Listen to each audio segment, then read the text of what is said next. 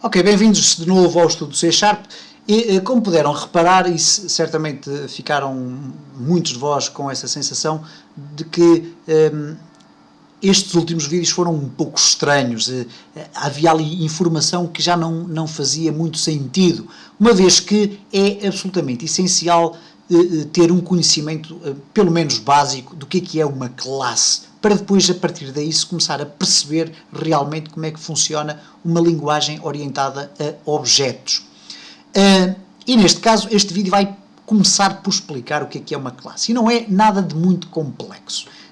Aliás, nós temos estado basicamente a trabalhar com classes. Neste caso, uma classe designada Form1.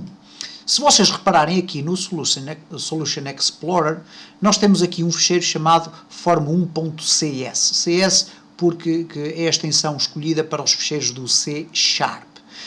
Neste caso, temos também aqui um outro ficheiro que tem um ícone diferente, mas também tem a mesma terminologia, isto é, program.cs. E se nós fizermos um duplo clique aqui, o que vai acontecer é que este ficheiro, program.cs, na realidade ele não tem aspecto visual, é apenas um ficheiro de código. E trata-se essencialmente de uma classe chamada programa, o program neste caso. Todos os programas, todas as aplicações para o Windows Forms, neste caso, têm uma classe chamada program e que é basicamente o código que inicialmente é executado quando nós clicamos ali no botão executar ou quando executamos o ficheiro executável desse programa. Portanto, o primeiro código a ser executado é este código que aqui está, que culmina exatamente nisto. Reparem, ele vai chegar a uma altura em que diz aplicação.run, que é executar um novo objeto criado a partir desta classe Form1. Ora, basicamente, o conceito de classe é quase semelhante a um conceito de um molde. É como se nós tivéssemos um molde a partir do qual nós podemos criar vários objetos. E esse molde pode ter propriedades, pode ter métodos e pode ter eventos. E nós vamos começar a estudar isso em detalhe. Vamos começar, obviamente, pelo lado mais superficial. Ora, nós podemos criar aqui, eu vou agora fechar aqui o ficheiro program, estive a fazer uma breve limpeza aqui à forma que nós temos estado a utilizar para aprender o C Sharp, vamos deixá-la ficar como ela está, mas vamos criar uma nova classe e vamos fazê-lo num ficheiro à parte. E para fazer isso nós podemos criar classes da seguinte forma. Podemos ir aqui ao menu File, não no menu File, mas sim aqui por baixo temos aqui esta tecla que diz Add New Item, e podemos clicar aqui, e de um dos itens que nós podemos adicionar é uma classe, Add Class. Nós podemos clicar aqui e o que vai acontecer, vai-nos surgir um quadro, ele vai nos perguntar qual é o nome da classe que nós queremos dar, e vamos dar aqui um nome sugestivo que é a classe Sócio. Ok. Se escreverem mesmo sem o CS, ele automaticamente vai criar uma classe sócio. Tem que garantir que a opção do item que querem criar é exatamente uma classe. E eu vou criar aqui a classe sócio. Ok, vou fazer o add e ele automaticamente adicionou-me aqui um ficheiro chamado sócio. E abriu-me deste lado. E reparem o que é que acontece. Já por defeito, o próprio C Sharp colocou aqui alguns usings. Reparem que são poucos. Não existe, por exemplo, aqui o using system.windows.forms, uma vez que esta classe não tem aspecto visual e, portanto, não foi necessário colocar aqui esse using. E portanto, os usings só aqui estão aqueles que são absolutamente essenciais. É evidente que nós podemos acrescentá-los se for necessário. Lá chegaremos. Em seguida, foi colocada aqui esta identificação de namespace projeto 1.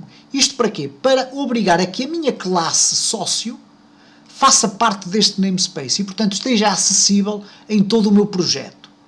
E esse é basicamente isto que nós precisamos de saber. Em relação à classe, acontece o seguinte. Reparem que cá temos novamente o conceito das chavetas, abrir e fechar as chavetas, o que quer dizer que a minha classe, cujo nome é sócio, vai ter aqui código entre estas chavetas. Não é? Eu vou agora guardar, e neste caso, sócio, neste momento não tem exatamente nada. Não tem nada, mas eu posso criar um objeto a partir deste molde, a partir desta classe. Se eu for à minha form 1, E aqui, por exemplo, no botão executar, eu posso chamar sócio, reparem, sócio. E ele vai-me dizer que é uma classe que pertence ao namespace projeto. Neste caso, projeto 1. É uma classe que pertence a ele. E eu, para criar um objeto a partir dessa classe, eu escrevo sócio. Okay, sócio. E agora vou-lhe dar um nome, da mesma forma como eu crio uma variável. Neste caso, sócios. Ok? Neste caso eu não vou usar sócios, pode criar ali alguma confusão. Sócio, e vou colocar aqui uma variável, por exemplo, José. Ok, vamos chamar este objeto José. Para que o José seja então um sócio, ou um objeto deste tipo, eu vou ter ainda que acrescentar o sinal de igual e depois dizer new, ou novo, sócio. E depois abrir e fechar parênteses. Já lá vamos ao que é, ao porquê do abrir e fechar parênteses. E depois ponto e vírgula. E neste momento o que eu acabei de criar foi um objeto chamado José a partir da classe sócio. O que quer dizer que o José vai ter todas as características que eu depois e todas as funcionalidades que eu conseguir introduzir aqui neste código. Ora, isto é fantástico, este conceito é fantástico, uma vez que me permite a reutilização de código. Ora, eu vou começar aqui, se calhar, talvez não neste vídeo, no próximo, a trabalhar na minha classe sócio para enriquecer aquilo que o José me pode oferecer enquanto objeto. Reparem que se eu agora aqui tentar usar o José para qualquer coisa, eu vou escrever José, seguido de um ponto, e reparem que eu tenho por defeito ali quatro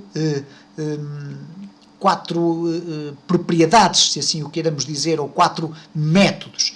Equals, getHashCode, getType e toString. toString é muito raro não aparecer, isto é, permite-me já de alguma forma fazer um cast específico ou explícito para uma variável string. Nós já vimos isto em vídeos anteriores, não vamos estar agora a explorar isto. No entanto, nós queremos adicionar muito mais funcionalidades ao José. Por exemplo, vamos imaginar que nós queremos que o José tenha uma propriedade que é a sua idade, tenha uma outra propriedade que é a sua altura, o seu peso e por aí fora. E é isso que nós vamos ver como se faz no próximo vídeo.